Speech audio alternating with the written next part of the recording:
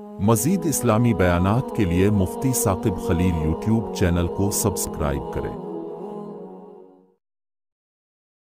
حالیہ دنوں کے اندر آپ نے یہ سوشل میڈیا کے اوپر الیکٹرونک میڈیا یا پرنٹ میڈیا آپ پڑھتے ہو تو آپ نے یہ دیکھا ہوگا کہ حال ہی میں ڈاکٹر عافیہ صدیقی کی بہن فوزیہ صدیقی امریکہ کی جیل کے اندر جا کے اپنی بہن سے ملاقات کر کے آئی۔ اس بہن کی ملاقات کے بعد اس نے یہ ایک پرچار کیا کہ میری بہن کے لیے آواز اٹھاؤ، میری بہن کو رہا کرواؤ، اور دنیا اس کے اوپر آج کل الیکٹرونک میڈیا پہ کام کر رہی ہے، پرنٹ میڈیا پہ کام کر رہی ہے۔ آپ کو پتہ ہونا چاہیے قرآن ہمیں کہتا کیا ہے، آخر حدیث پاک پیغمبر کا فرمان کہتا کیا ہے۔ قرآن میں ہے والمؤمنون والمؤمنات بعضهم اولیاء بعض، اللہ نے فرمایا ایمان والے مرد ایمان والے عورتیں ایک دوسرے کے مددگار ہوتے ہیں۔ عزیزو، مدد کی تبھی ضرورت ہوتی ہے جب پڑتی ہے جب آدمی مظلوم ہو، مظلوم کو مدد کی ضرورت پڑتی ہے۔ اور اس ٹائم اس مسلمان معاشرے میں ساری کائنات میں سب سے بڑی مظلوم ہماری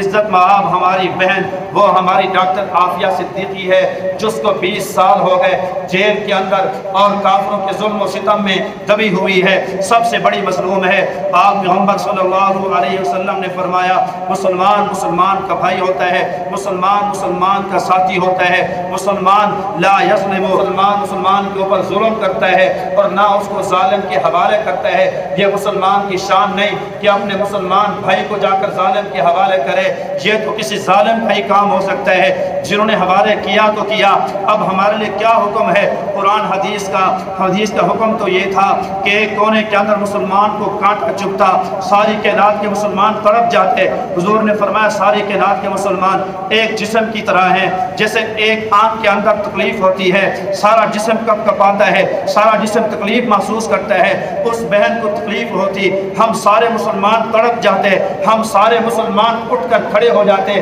لیکن کسی کے کان پہ جوں تک نہ لگی، کوئی اپنی جگہ سے ٹس سے مس نہ ہوا اور کسی کو جناب کوئی پرواہ نہیں ہوئی۔ یہ جب بہن اپنی بہن سے ملاقات کرنے گئی پھر اس نے منظر بیان کیا، آپ نے بھی وہ منظر سنا ہوگا، کتنا دل خراش منظر ہوگا اس فوزیہ بیوی کا جو 20 سال کے بعد اپنی بہن سے ملاقات کرنے جیل کے اندر گئی ہے، 20 سال کے بعد گئی، درمیان میں شیشہ ہے، بہن کو گلے لگا نہیں سکتی ہے، کتنا دل خراش منظر ہوگا جب بہن کو دیکھ تو سکتی ہوگی گلے مل نہیں سکتی ہوگی، کتنا دل خراش منظر ہوگا جب فون پہ بات ہوئی ہوگی اور وہ دوپٹہ اور سر سقاف پہن کے آئی ہوگی، جس نے بتایا ہوگا بی بی کافروں نے میرے اوپر 20 سال تک ظلم و ستم ڈھائے لیکن میرے سر سے دوپٹے کو میرے سر سے سقاف کو جدا نہ کر سکے۔ 2.5 گھنٹے کی ملاقات تھی، 1 گھنٹے کے اندر ڈاکٹر عافیہ صدیقی نے رو رو کے ظلم و ستم کی داستان سنائی، صبح سے لے کر شام تک یہ سزائیں ہوتی ہیں، شام سے لے کر صبح تک یہ سزائیں ہوتی ہیں، آنسو خشک ہوئے،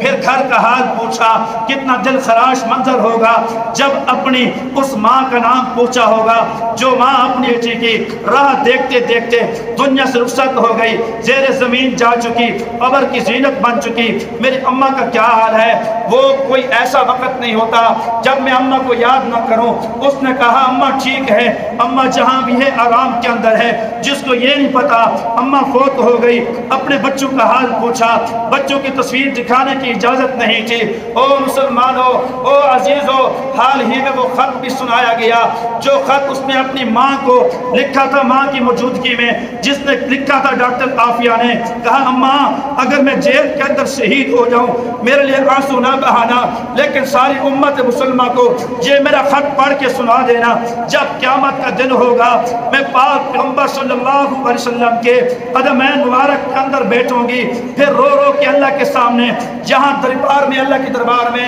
یہ استغاثہ کروں گی، یہ فریاد کروں گی، اللہ یہ مسلمان وہ قوم ہے جن مسلمانوں نے اپنی بہن کو بیچ دیا تھا، ڈالوں کے بدلے میں سودا کر لیا تھا، یہ بہن فروش قوم ہے، تو مسلمانوں بتا बताओ अगर उस डॉक्टर आफिया ने ये मुकदमा पेश कर दिया, हम में से कितने मुसलमान हैं जो उस मुकदमे से सबक दोष हो सके? वो मुसलमानों, आज एक आलिम को ये बात ज़ेब देती है, मिंबर पे बैठे उस बहन की मजलूमियत को बयान करे, एक बहन को ये बात ज़ेब देती है, रात को मुसल्ला बिठाए उसकी रिहाई के लिए दुआ करे, एक नौजवान को ये बात ज़ेब देती है इलेक्ट्रॉनिक मीडिया पे, प्रिंट मीडिया पे उसकी इफ़्फ़त की खातिर, उसकी अज़मत की खातिर, उसकी रिहाई की खातिर आवाज़ उठाए। ओ यारो, कुछ नहीं कर सकते। एक बूढ़े बाबे को ये ज़ेब देता है, वो मन्नत मान ले, अल्लाह मेरी बेटी रिहा हो जाए, मैं 10 रोज़े रखूँगा, 100 नफिल पढ़ूँगा, और कम से कम ये है कि हम सदका करें,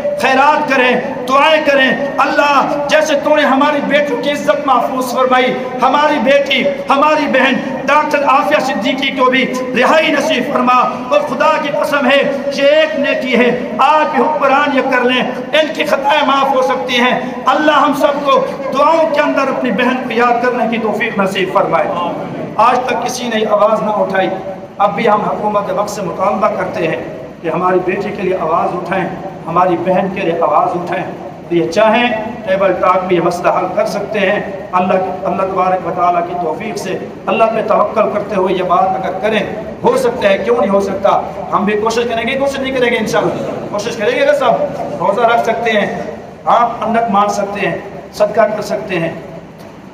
दुआएं कर सकते हैं, पोस्टें शेयर कर सकते हैं ट्विटर पे, इंस्टाग्राम पे, फेसबुक पे, यूट्यूब पे। सारा दिन तुम गलत करते रहते हो टिकटॉक पे। अगर इस बहन की आवाज़ उठाओगे और तुम्हारे आवाज़ उठाने पे एक बहन रिहा हो जाएगी, अल्लाह क़यामत के दिन तुम्हें सुरखरुई नसीब फरमाएंगे। अल्लाह मुझे आपको जो कुछ कहा सुना गया अमल पैरा होने की तौफीक नसीब फरमाए। व आखिर दावाना अल्हम्दुलिल्लाहि रब्बिल आलमीन।